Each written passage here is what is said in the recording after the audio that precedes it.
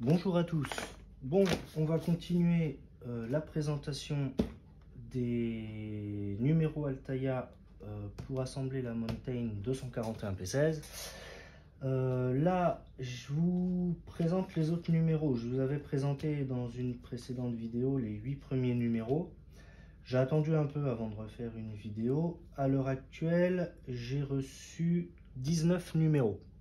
Donc, j'ai reçu du numéro 9 au numéro 19. Donc là, je vais vous présenter les 10 numéros que j'ai reçus. Et après, on va commencer le montage de la machine dans d'autres vidéos. Donc le numéro 9, avec le premier empire ferroviaire pour la petite histoire dans le fascicule, comme dans tous les numéros qu'on a reçus depuis maintenant. Et donc le montage comporte sur les essieux, les boîtes d'essieux et les ressorts de suspension qui vont prendre après place dans le châssis de la machine. Donc le numéro 9 est un tout petit numéro, il se présente comme ça, il y a des pièces qui se baladent un peu. Les essieux sont en partie en plastique et les boîtes d'essieux en métal. Donc voilà, on va découvrir tout ça quand on montera le numéro de la machine. Pour ce qui est du numéro 10, donc le numéro 10 parle des débuts de la signalisation sur les lignes ferroviaires, avec les signalisations mécaniques de jour et de nuit, ainsi que les signalisations plus modernes qui sont lumineuses. Le montage comporte tous les paliers de ressort avec les visseries qui viendront aussi sur le châssis en dessous des boîtes d'essieux pour les essieux moteurs. Donc le numéro 10 est assez long dans sa totalité et on a les 4 paliers de ressort. Ressort à lame, bien détaillé, bien fait. Donc voilà. Le numéro 11 est un numéro où on parle d'attelage. L'histoire d'attelage, comment ont été créés les attelages pour les trains, avec des photos illustrées, de l'attelage du crochet de traction jusqu'à l'attelage type Scharfenberg qui équipe les TGV et éléments automoteurs récents de la SNCF. Une petite aparté sur la traction vapeur à la SNCF. Et dans le numéro 11, on va monter la première partie du cylindre basse pression qui va se trouver à l'extérieur de la machine et qui viendra sur l'extrémité du châssis avec les bielles de guidage, la tige de la distribution. Donc voilà, pareil, pièce métallique pour les faces du cylindre et pièces en métal pour le corps cylindrique. Et je pense que les tiges de bielle doivent aussi être en métal. Le numéro 12, il porte sur le frein Westinghouse qui équipe, c'est le système de frein qui équipe le plus couramment nos trains. Donc voilà, ils expliquent comment Monsieur George Westinghouse a inventé le frein des trains. Petit aparté sur la fin de la traction vapeur. Et dans le numéro 12, on a l'habillage du corps cylindrique avec l'enveloppe, les purgeurs et toutes les différentes pièces pour pouvoir le fixer au châssis. À la fin, ça donnera quelque chose comme ça. Donc le numéro 12 se comporte un petit sachet. Donc là on a la tige d'épurgeur qui est ici. Là on a l'épurgeur. Et là le corps cylindrique qui lui est en métal. Pour ce qui est du numéro 13, ça parle des cabines d'aiguillage et des futurs postes d'aiguillage. Enfin, des différents postes d'aiguillage, pardon. Avec les différents leviers qui pouvaient... enfin, les différents systèmes de leviers qui pouvaient exister. Un petit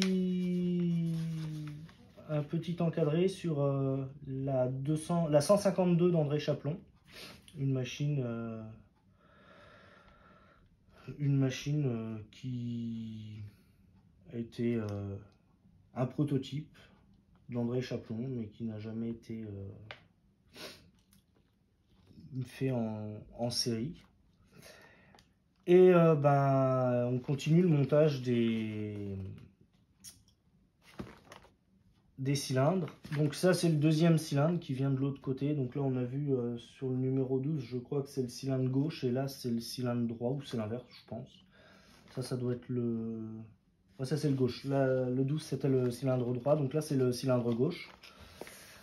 Donc voilà, donc le 13 pareil, hein, même pièce, plastique, et les bielles qui je pense doivent être en métal avec les vis.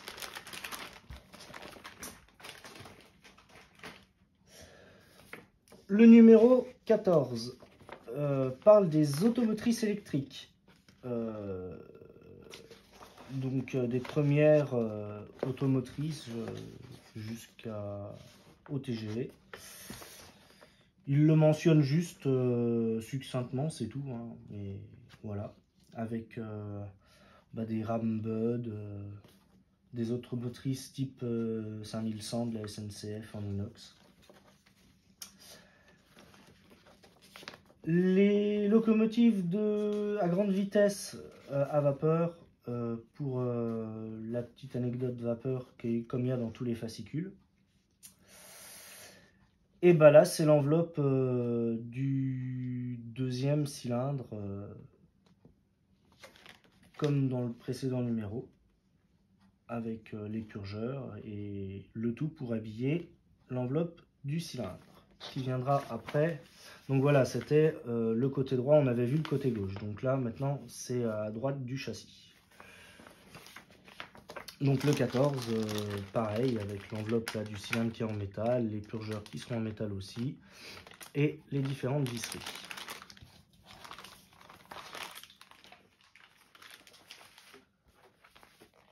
Le numéro 15, lui, porte sur les autorails en France, avec les fameuses Michelin et autorails de Dion-Button, qui étaient sur pneus. Après, on parle des autorails Bugatti, des ABJ4. Donc, voilà. Pas mal fait, pas mal expliqué. Un petit encadré sur les Pacifiques de la SNCF. Et il parle aussi des 231 et des 232. Notamment 232 R1 et S1,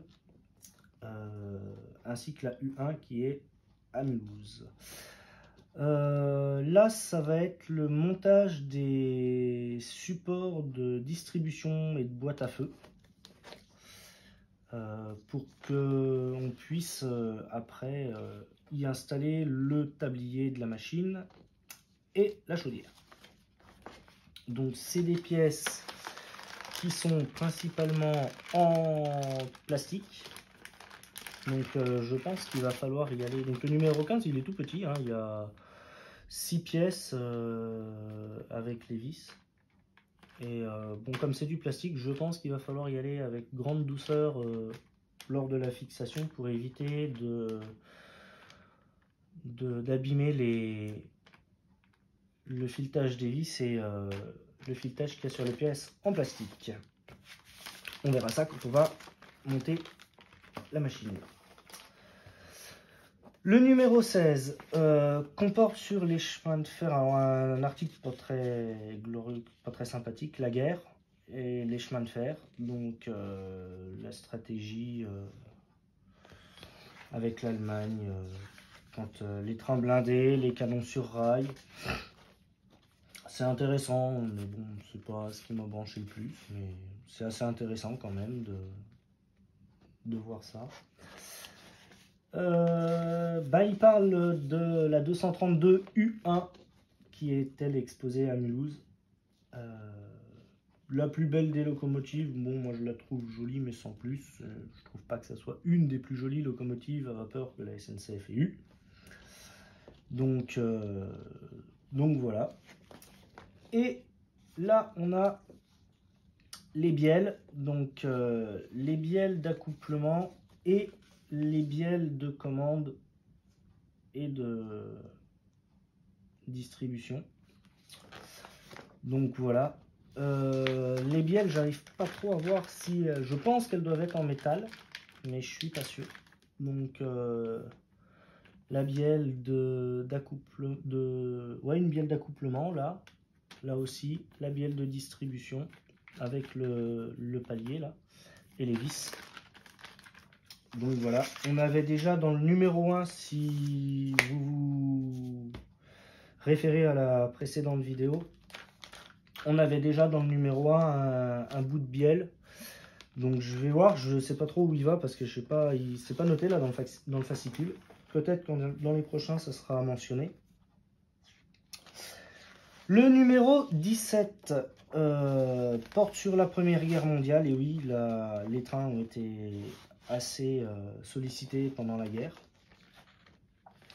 Donc voilà, petit chapitre avec quelques chiffres, des canons sur rail. Et puis, voilà, des chiffres assez impressionnants quand même. Pour la petite histoire vapeur, on parle de 141P, donc les petites P. Besoin nouveau pour la SNCF. C'était des belles petites machines. Et le numéro 17 comporte 3 grandes roues, donc 3 roues motrices qu'il faudra après installer au bielle pour avoir un ensemble comme ceci. Donc le numéro 17, voilà, on a les 3 roues, donc les 2 petits contrepoids et le gros contrepoids. Donc voilà, pièce assez lourde quand même, tout en métal, vachement bien détaillée. Là, je sais pas sur la vidéo si c'est bien visible, mais sont très jolies comme roues. Donc toute la partie métallique là derrière. Donc si comme je veux électrifier la machine et la rendre motorisée pour qu'elle puisse rouler, on pourra mettre des lamelles de contact sur cette partie métallique de la machine, après avoir isolé les essieux, bien sûr. Donc voilà, le numéro 18, encore la guerre et les chemins de fer. Là, ce coup-ci, c'est la Seconde Guerre mondiale qui est évoquée. Avec voilà, des photos, une carte qui représente les tronçons de voies ferrées de la SNCF où il est encore possible de circuler sous l'occupation. Les 241P, pour quel besoin au niveau de la petite anecdote vapeur avec la fameuse 241P16 que nous sommes en train de monter avec Altaïa, qui est à la Cité du Train à Mulhouse. Les bielles qui vont de l'autre côté, donc qui vont côté droit. On a eu les bielles côté gauche, là les bielles qui vont côté droit. Donc le même que le numéro 16. Donc les bielles avec la visserie, la bielle de distribution, le palier. Donc voilà. Et pour finir, le numéro 19. Avec la ligne du Cap au Caire au Zimbabwe et en Égypte, qui est assez intéressant. Moi j'ai bien aimé, avec les lignes et puis des trains anciens, donc c'est sympa à lire. Toujours les petits coins vapeur avec la Mountain unifiée, donc la 241p. Donc là il nous présente la P9, il nous parle de la P9 quand elle faisait un train avec le COPEF. Et ben là on a reçu les 3 autres essieux qui vont côté droit, donc comme le numéro 17 à remonter avec les bielles, donc ce fameux numéro 19 avec 3 roues, 2 avec petit contrepoids et 1 avec gros contrepoids et les vis. Donc voilà pour les numéros que j'ai reçus. J'ai eu 2-3 cadeaux avec. Donc Alkaya m'a envoyé avec le 4e ou 5e envoi une relure en carton pour ranger les fascicules. Je trouve ça sympathique. Puis en plus elle est jolie.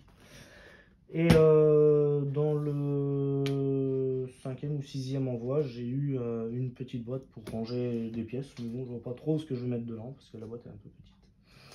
Donc voilà, donc prochaine étape, le montage de ces numéros. Je vais attendre d'avoir le numéro 20 et de vous le présenter. Il va arriver dans le courant du mois. Je vous présenterai le numéro 20, les autres je ne vais pas vous les présenter. Je vais vous présenter le numéro 20, je ferai une petite vidéo sur le numéro 20. Et après je ferai une grosse vidéo sur le montage des 20 premiers numéros. Et la construction de la machine se fera 20 par 20. Comme ça, il y a 120 numéros. On fera 20 par 20. Je pense qu'on sera bon.